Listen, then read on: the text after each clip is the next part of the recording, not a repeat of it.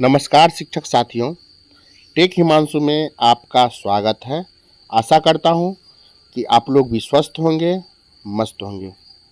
जैसा कि आप जानते हैं कि ट्रांसफ़र के लिए जो एप्लीकेशन का जो पोर्टल था, वो 29 जुलाई से 5 अगस्त तक ओपन था और ये पहला चरण था। इसमें सरप्लस शिक्षकों का स्थानांतरण होना है और म्यूचुअल ट्रांसफ़र भी ऑप्शन था और ये पोर्टल 29 जुलाई से 5 अगस्त तक फुल्ली ओपन था और बहुत सारे शिक्षक साथी अप्लाई भी किए। तो कुल मिलाकर के लमसम मैं आपको बता दूं कि 71,000 हमारे सरप्लस शिक्षक साथी इसमें आवेदन किए हैं। अब सवाल उठता है कि मान लीजिए कि आप एक सरप्लस शिक्षक हैं और आपने किसी स्कूल में आवेदन किया और उसी स्कूल में आपके अलावा और बहुत सारे शिक्षक साथी उसमें आवेदन किए।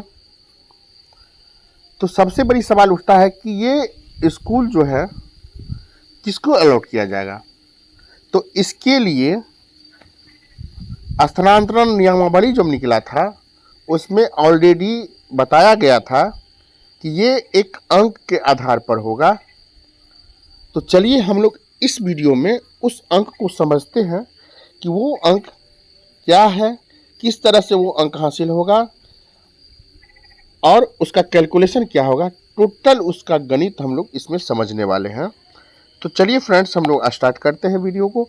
और सबसे बड़ी बात ये है कि अगर आप हमारे चैनल पर नए हैं तो प्लीज़ वीडियो अगर अच्छा लगे तो चैनल को ज़रूर सब्सक्राइब कीजिएगा और वीडियो को लाइक कर दीजिएगा।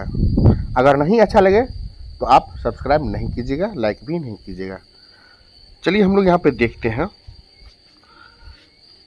फ्रेंड्स, इसका जो गणितीय फॉर्मूला है यहाँ पे देख सकते हैं कि स्थानांतरण अंक, आपको जो अंक मिलने वाला है वो है पदस्थापन स्थल अंक।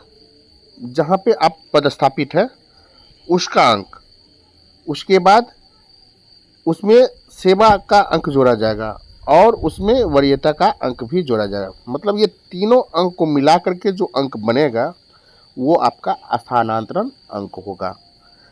तो सबसे पहले ये सेवा का अंक जुड़ेगा और ये सेवा का अंक किस तरह से है उसको हम लोग समझते हैं।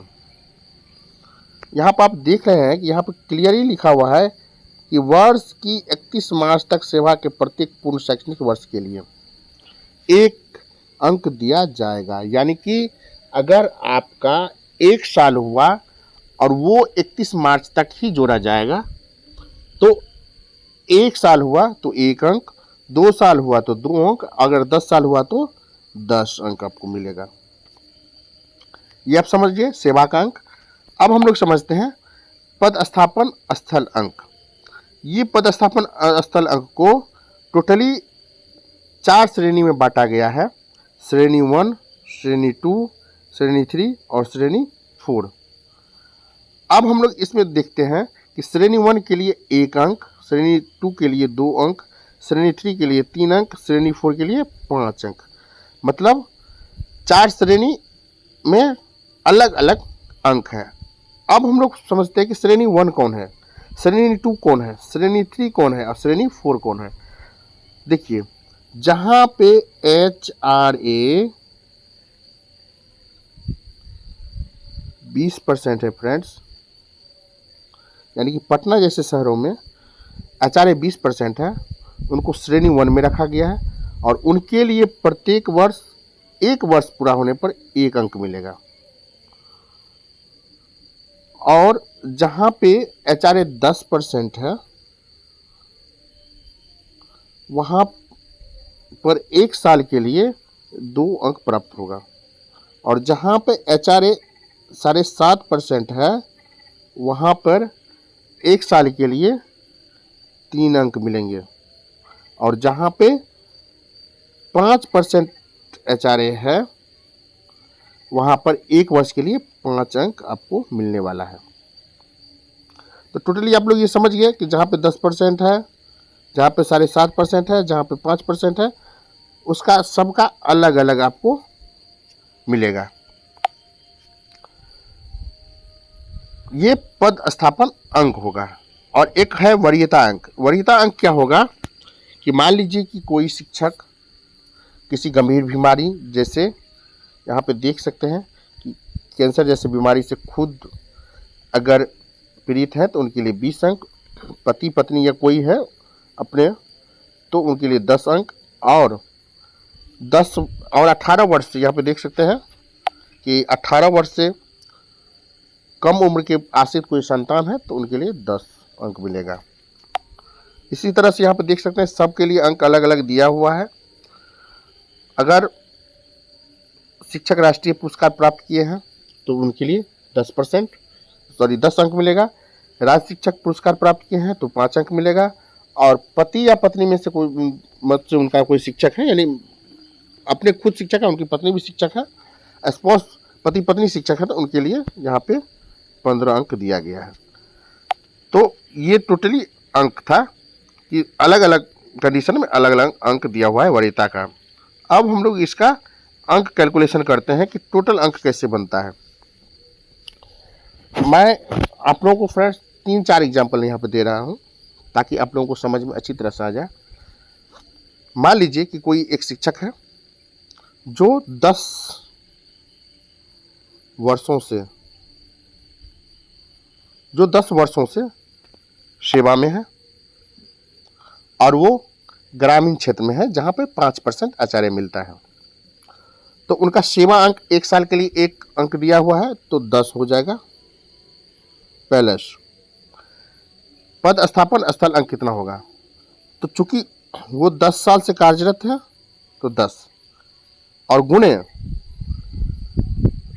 आप जानते हैं यहाँ पर मैंने आपको बताया था कि ग्रामीण क्षेत्रों में जहाँ पर एचआरए 5% है वहाँ पे 1 वर्ष के लिए 5 अंक दिया हुआ है। तो 10 वर्षों के लिए 10 गुने 5 अंक भी होगा प्लस अगर पति पत्नी दोनों शिक्षक हैं बिहार सरकार का तो उनको 15 अंक अलग से भी मिलेगा वरीयता अंक। तो टोटल कितना हो जाएगा 10 प्लस 50 प्लस 15 यानी 60, 10, 70, 5 टोटल 75 अंक उनको होगा। तो अब ये समझते हैं कि उनका 75 अंक हो गया। अगर किसी भी शिक्षक साथी का 75 अंक से ज़्यादा अंक होता है तब दूसरे शिक्षक साथी का उस स्कूल में अलॉटमेंट होगा, नहीं तो ये आपका अलॉटमेंट होगा। अगर आपसे सभी का अगर कम अंक आया तो आपका अलॉटमेंट वो स्कूल कर दिया जाएगा, आपके नाम पर वो स्कूल अलॉटमेंट कर दिया जाएगा। चलिए फ्रेंड्स अब दूसरा एग्जाम्पल लेकर समझते हैं। मान लीजिए फ्रेंड्स कि कोई शिक्षक साथी 10 साल से पटना जैसे शहरों में रह रहा है तो उनका अंक कितना मिलेगा। तो 10 साल हुआ तो यहाँ पे सेवा का अंक जो है उनको 10 मिलेगा क्योंकि 10 साल उन्होंने सेवा किया तो 10 प्लस पद स्थापन स्थल अंक कितना होगा। चूंकि वहाँ पे एचआरए 20% है पटना नगर निगम में तो 20% है तो 1 साल के लिए 1 ही अंक मिलेगा। तो यहाँ पे 10 साल की है तो 10 साल के लिए 10 गुने 1 अंक चूंकि मिल रहा है प्लस अगर पति पत्नी दोनों शिक्षक नहीं है या कोई बिहार गवर्नमेंट या सेंट्रल गवर्नमेंट में कोई जॉब में नहीं है और कोई रोग से पीड़ित भी नहीं है तो उनको 0 वरीयता अंक मिलेगा। तब उस केस में कितना टोटल अंक हो जाएगा 10 प्लस 10 यानी कि 20 अंक हो जाएगा। समझ गए। चलिए एक तीसरा एग्जाम्पल लेकर आप लोगों को समझाते हैं। मान लीजिए कि कोई शिक्षक साथी 2 साल से सेवा में है। हम इस केस में पीपीएससी शिक्षक टीआरई 1 और टीआरई 2 के लिए बात कर रहे हैं। चूँकि 31 मार्च तक कैलकुलेशन होता है तो TRE1 और TRE2 दोनों का अंक सेम ही होगा। तो इस केस में हम लोग बात करते हैं कि उनका कैसे अंक होगा। चूँकि वो सेवा अंक जो है, चूँकि 2 साल सेवा सर्विस का हुआ है, अभी 31 मार्च तक कैलकुलेशन होगा तो उनके लिए 2 प्लस ये सेवा अंक। पद स्थापन अंक, अगर मान लीजिए कि वो मधुबनी जैसे नगर निगम में रहते हैं तो वहाँ पे चूँकि HRA 10% है, और जहाँ पे 10% है HRA है, वहाँ पे 1 साल के लिए अगर सेवा अवधि में रहते हैं तो 2 अंक मिलेगा। तो आप चूँकि 2 साल से कार्यरत हैं वहाँ पे, 2 साल से सेवा दे रहे हैं, और 1 साल के लिए 2 अंक, तो 2 साल के लिए 2 अंक हो जाएगा, 2 साल के लिए 4 अंक हो जाएगा, 2 गुने 2 बराबर 4 अंक। प्लस अगर आप किसी भी रोग से पीड़ित नहीं है और कोई वरिष्ठता का लाभ नहीं है आपके पास, तो उस समय में 0 अंक हो जाएगा। तो कितना अंक हो जाएगा? 2 प्लस 2 दूनी 4, आपको 6 अंक मिलेंगे। इसी तरह से फ्रेंड्स एक एग्जांपल और लेकर हम आपको समझाते हैं कि कोई शिक्षक साथी ग्रामीण क्षेत्र में जहाँ पे HRA 5% मिल रहा है, वहाँ पे 2 साल से कार्यरत है, यानी कि BPSC TRE1 और TRE2 के लिए मैं बात कर रहा हूँ। तो चूँकि उनकी सेवा जो अवधि है उनके लिए 2 अंक मिलेगा, चूँकि 2 साल से कार्यरत है। इसके बाद और ग्रामीण इलाका में चूँकि काम कर रहे हैं, 2 साल से काम कर रहे थे, 2 साल और 1 साल का वहाँ पे ग्रामीण इलाका में 5 अंक मिल रहा है, तो 2 गुने 5 हो जाएगा। प्लस अगर पति पत्नी दोनों शिक्षक नहीं है या कोई सेवा का लाभ है, कोई पीड़ित नहीं किसी भी बीमारी से, तो सेवा का लाभ 0 हो जाएगा। तो उस समय वरीयता अंक जो हो जाएगा 0 हो जाएगा। तो टोटल कितने अंक हो गए? 2 प्लस 5 दूनी 10, यानी 12 अंक उनको मिलेंगे। तो साथियों इस तरह से अंक का कैलकुलेशन किया जाएगा। तो आशा करता हूं कि ये जो कैलकुलेशन है, गणितीय कैलकुलेशन, आपको समझ में आ गया होगा, और किनका कितना अंक बन रहा है आप खुद से भी चेक कर सकते हैं। अगर आपको चेक करने में किसी तरह की परेशानी हो रही है तो आप हमारे कमेंट सेक्शन में ज़रूर बताएंगे, मैं आपको ज़रूर हेल्प करूँगा। तो फ्रेंड्स मिलते हैं हम लोग नेक्स्ट वीडियो में किसी नेक्स्ट टॉपिक के साथ। तब तक जय हिंद, जय भारत।